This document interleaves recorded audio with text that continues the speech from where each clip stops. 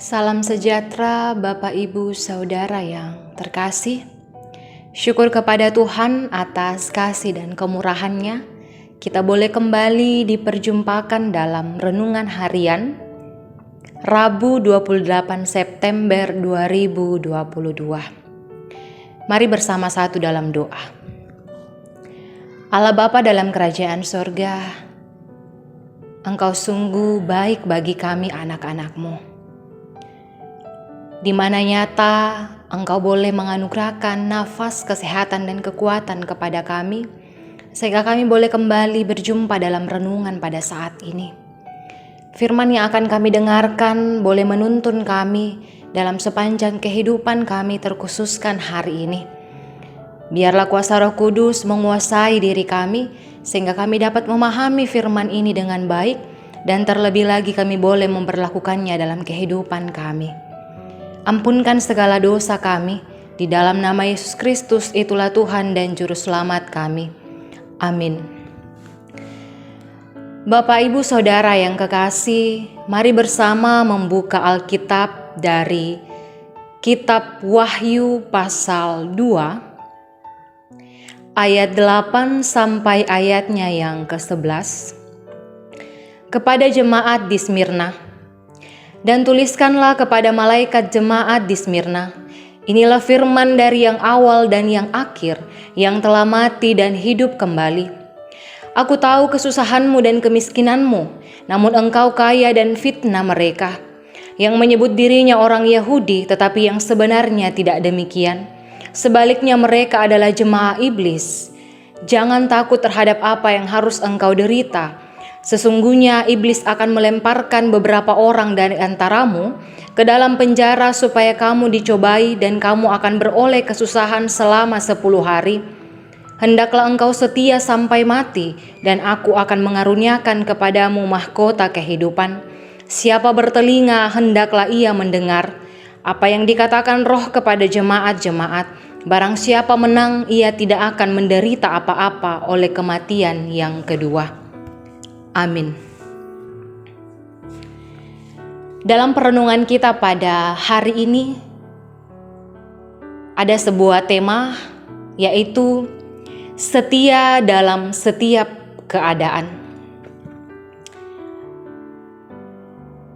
Saudara-saudara yang terkasih, penganiayaan terhadap gereja itu adalah kejadian umum di segala zaman.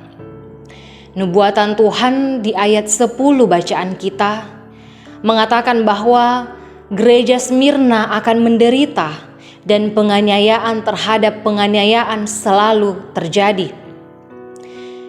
Dalam keadaan inilah Tuhan memberikan penghiburan, dorongan, dan janji kepada jemaat Smyrna. Kota Smyrna adalah sebuah kota yang indah. Kota perdagangan yang sangat kaya dan maju saat itu. Di kota itu banyak dibangun kuil-kuil megah untuk penyembahan kepada sang kaisar. Diketahui bahwa kuil-kuil tersebut adalah lambang kemajuan dan perkembangan kota Smyrna, dan juga sangat terkenal sebagai pengekspor minyak wangi. Nama Smyrna sendiri ini berasal dari kata mur, yaitu bahan pembuat minyak wangi. Sedangkan kata mur sendiri berarti pahit rasanya.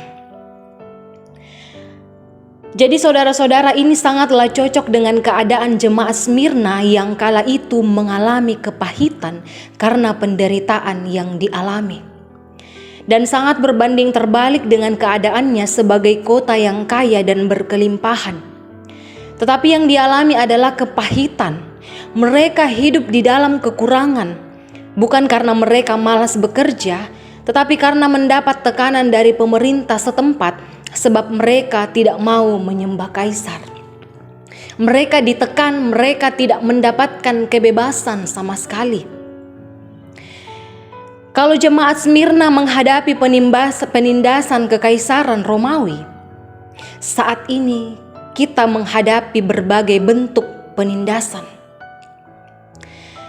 Kita masih saja saling menindas karena perbedaan status sosial, agama kita, suku kita, pilihan politik, dan juga jenis kelamin, dan masih banyak hal lainnya. Tetapi saudara-saudara, kita perlu tetap berpengharapan pada Kristus. Di dalam setiap perbedaan yang kita jumpai, itu menjadi sebuah penopang bagi kita.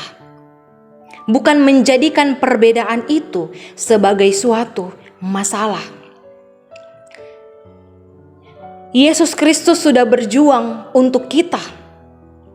Dia telah menghancurkan segala perbedaan yang ada, bahkan telah menjanjikan mahkota kehidupan bagi kita yang setia, terus-menerus mengikut Dia hingga akhir.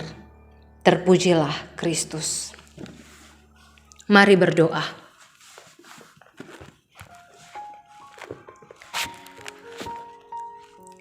Kami senantiasa mengucap syukur kepadamu ya Tuhan, untuk setiap hal yang kami alami dalam kehidupan kami.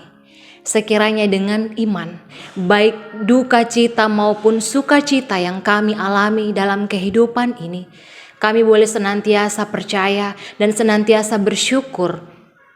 Engkau pun tidak akan pernah meninggalkan kami dalam keadaan apapun. Engkau menguatkan kami Tuhan, Engkau menjadi penolong bagi kami, agar kami boleh tetap senantiasa setia sampai akhir hanya kepadamu. Untuk mengingat setiap pengorbanan yang telah Engkau nyatakan kepada kami umat-Mu.